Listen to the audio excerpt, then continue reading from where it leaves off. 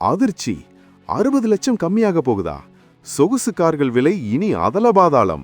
BMW ஆடின்னு ஆசைப்பட்டவங்களுக்கு ஒரு செம்ம news. India EU டீலால் நீங்க வாங்குற பொருளோட விலையெல்லாம் பாதியா குறைய போகுது. இப்போ 1 கோடி ரூபாய் கார் வாங்கணும்னா வரி மட்டுமே 1 கோடி கட்டணும். அதாவது காரோட விலையை விட டாக்ஸ் தான் அதிகம். ஆனா இனிமே அப்படி இல்ல. 15 வருஷமா இழுபறியில இருந்த இந்தியா ஐரோப்பா வர்த்தக ஒப்பந்தம் இப்ப கையெழுத்தாகிருச்சு.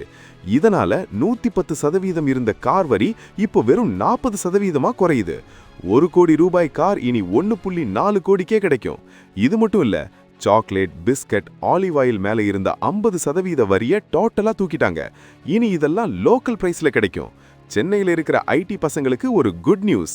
பீர், வைன் மேல இருந்த 150% வரி இப்போ கிடுகிடுன்னு குறைய போகுது.